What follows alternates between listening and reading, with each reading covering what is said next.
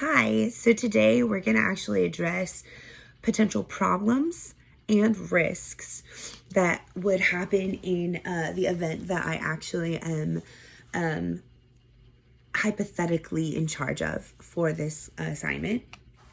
And first, I just want to talk about why it's so important to address the potential problems or risks. Really, honestly, if you can be in like forward thought and really intentional to think about something and then get like basically bring it up and come up with solutions, like address it, and then find ways to either make it a smaller problem so it doesn't actually interfere with the overall results and the overall product or what you're trying to get to, like the end result with. If you're able to kind of either make it a smaller problem or mitigate it completely and remove it out of the way, or get the risk to not really be a risk anymore, that's the goal. And so often, a lot of times with events, there's little things that if you don't think through it, it's probably, it doesn't necessarily mean that it 100% will turn into something, but it may turn into something that you wouldn't want happening. So these are some of the problems that I kind of foresaw as potentiality for my specific event, which the event, really quick, just to recap, is an event for young adults. It's a connecting kind of collaborative kind of space where they can come and have like tables set up and people can get to know each other and kind of build community. And the whole thing is meant to be nonpartisan and like not directly connected to any denomination. It's just supposed to be open to every young adult believer in the Redding area, which is where I live. So there were some issues that I thought through. One of them was Eventbrite, which is the platform that they would be initially using to schedule this event, or that we would use to have them schedule this event. And I thought about it and I thought, a potential, like addressing that potential problem would be, we need to first of all make sure that Eventbrite is functioning correctly and actually have some like fake signups, just to make sure everything is working from the beginning.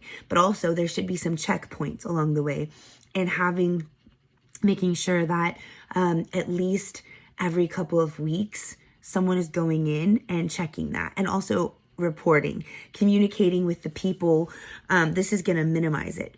Having a touch point where the people that are trying to sign up have the ability to communicate if something is going on, having an email that is provided, so that everyone, like all of the pastors and all of the students and everyone that's looking to be a part of our event, have the opportunity to communicate with us. There's something going on, and also us being intentional every couple of weeks to just check Eventbrite, especially if it seems like something's slowing down. And we just had a meeting at a new church that we're trying to build connection with to get them to kind of mobilize for this event. We want to make sure that they are able to get their young adults to sign up.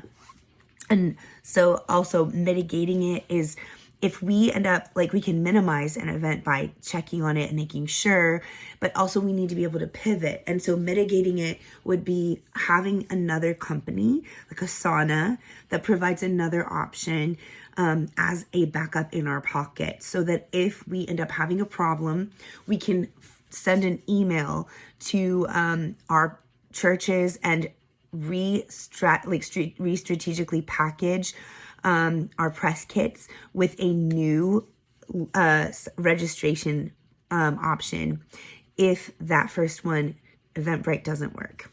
The second issue would be people showing up that were not on the list and basically being event crashers. And that's something that we don't want. So what we would do is we would actually have our list of everyone that was registered. And basically, there are some times that like events don't work, but we can communicate very clearly to the people, please make sure that you take a picture when you register, because let's just say Eventbrite, for some reason, they put everything in, they take a picture, they did it, and we don't get it on our side. Well, that's not their fault. But we don't want people sneaking in that didn't do anything and they just want to come to an event because we only have a certain number of people that can come. So the first thing that we would do to address it is to minimize it is just tell everyone, take a picture. The second thing is actually to have people on registration day that there's a table and no one gets in unless they've checked in. And if they didn't take a picture, it's unfortunate for them, but we have our list, we have the numbers. So the only ones that are going to get in, this is the way to mitigate the risk. We have a registration thing. And if they didn't register and they have no proof, then they are not going to be able to attend the event. Well, I'll just say, hopefully you'll be able to make it if we do another one. The third issue would be with table hosts, no-shows the day of. So this is an issue where sometimes people are fickle. They say, I want to do something. They commit to something, and then on the day of, they don't show up. Well, I thought through this quite a bit, and I just said, honestly, there's a way around this. So first of all, as we start getting our table hosts, they're the ones that are submitting a separate application that has a lot more information, their contact information and phone number. So we're going to have 2 meetings with them prior to the day of. And we're also going to provide them emails that say, if you, for whatever reason, decide you don't want to be a part of this, you need to say you don't want to be a part of this ahead of time. But if they're going to be invited to these meetings to kind of brief them and to prepare them so they know what to expect and kind of just like some of the protocol and safeties and things like that. And for us to also inform them of the kind of tables that they need to be having, because they're getting accepted on the basis of the tables. But we want to just make sure that everything is good. So communicating with them, listen, you need to be at these events, at these pre-meetings. And we also will probably have backup people that will want to be table hosts, but maybe they missed the deadline, or we already had our full quota. So we may be having people on like a backup list. So what we'll say in an email is, if you do not show up to these 2 trainings, especially the last one, you will be removed from the list. So that kind of mitigates and nips in the bud. And that way we can take people from our backup list and move them into the list ahead of time. And we would probably want to give the new ones a bit of a briefing as well, which would mean that we would have the new table hosts specifically informed as well. But we want to make sure that we're not having people that were supposed to show up not showing up. So the capacity for them to show up is there, but they have to show up for the meetings and they have to communicate if they're going to be there or not. And some people may show up the day of and go, oh, I thought I was a table host. And we'll just say, listen, we had these meetings and these communications and you didn't show up. So that's where that would come in. All right, so now we're going to talk about risks and mitigating them. One of them would be people feeling uncomfortable with those at these tables. So we do have a few different things. We have just people going through Calendly. That's not a vetting process. The table host is a vetting process. So communication, so minimizing this is going to look like us at the start of the event laying down the ground rules. This is not, and also pre-event communication email. They will be getting this ahead of time saying, this is not an opportunity to go find a date. This is not an opportunity to do, basically not an opportunity to discuss like views of like differences in denomination. This is not an opportunity for, or not to, this is a space for people to feel comfortable. So, please be respectful. And if someone lets you know that they would like you not to attend their event, not to be at their table, please be respectful and listen to what they're saying. And we will have security on guard in case there's anything that is concerning during that event. So we'll have like a few people that are security personnel. The second one is attendees the second risk would be attendees leaving and not finding connection and accusing the event of being a failure. So what we want is for people to feel included. And that's something that we will communicate from the very beginning, from like even when we're going in and encouraging these schools and everything, these pastors and all the different ministries involved. We want them to know that this is an opportunity to find community and to find a tribe. And then we'll also send that in the communication emails when they sign up. And we want to encourage our table hosts that the whole goal is finding connection.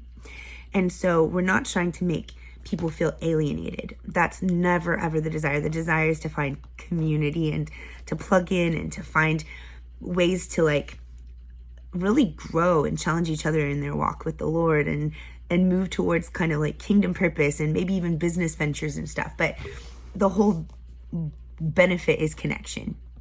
So anything that is demeaning or belittling or, even if someone's a little shy, the goal is to feel connected.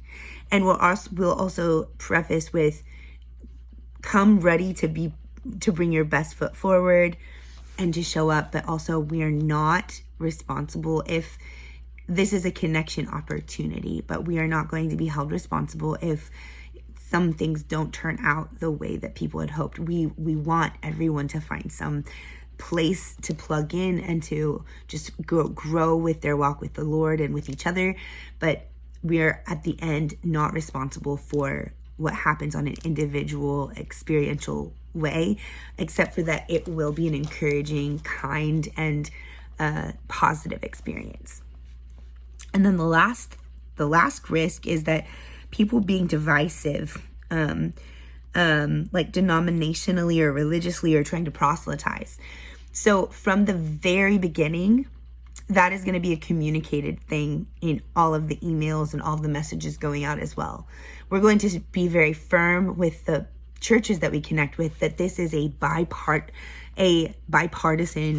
nonpartisan event. This is an event where we're trying to build connectivity and just a bridge across all of the kingdom, across the young adults, across this entire city. And so we're not trying to go at it from a denominational thing, and like being able to connect is the goal, not to be divisive.